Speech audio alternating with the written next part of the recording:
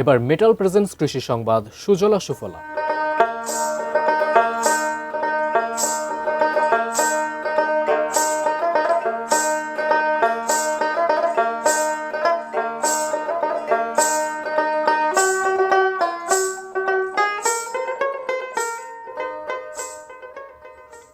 যশোরে একই জমিতে চাষ হচ্ছে ৬টি ফসল, যা কৃষকের মুখে যেমন হাসি ফোটাচ্ছে তেমনি খুলে দিচ্ছে নতুন এক কৃষি সম্ভাবনার দুয়ার। যশোর থেকে নজরুল ইসলাম মল্লিকের পাঠানো তথ্যচিত্রে ডেস্ক রিপোর্ট। বাঁশের মাচার উপর লকলক করছে মেটে আলুর কচি ডগা, তার সাথে জড়িয়ে আছে শিম, করলা আর মিষ্টি কুমড়া। নিচের মাটিতে বাড়ছে হলুদ আর মরিচ গাছ। গোটা ক্ষেত যেন সবুজের মেলা। এক জমিতেই বহু ফসলের এমন বৈচিত্র্যে চোখ জুড়িয়ে যায়।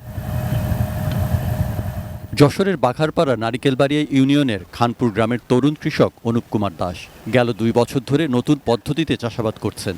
একই জমি থেকে করছেন 6 রকম সবজি উৎপাদন।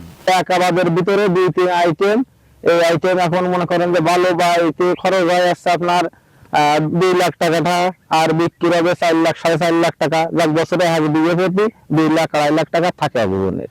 নতুন এ পদ্ধতিতে মাটি ও মাচা দুটোই কাজে লাগানো হয়। প্রথমত জমিতে গোল আলু, তরমুজ, মেটে আলু, মিষ্টি কুমড়া, হলুদ, মরিচ, শসা কিংবা বরবটি ও করলা চাষ করা যায়। দ্বিতীয়ত উপরের মাচায় তরমুজ, মেটে আলু, মিষ্টি কুমড়া বা শসা বা বরবটি বা করলা ও শিম চাষ করা যায়।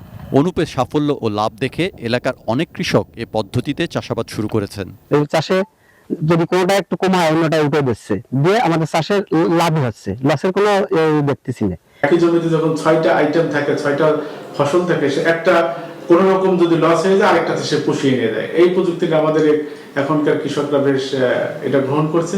বাঘারপাড়া উপজেলা নারিকেলবাড়িয়া ও বন্দবিলা ইউনিয়নের প্রায় 40 হেক্টর জমিতে এই বহু ফসলি পদ্ধতিতে চাষাবাদ হচ্ছে। Saikat Dasgupta, desk report, ATN news.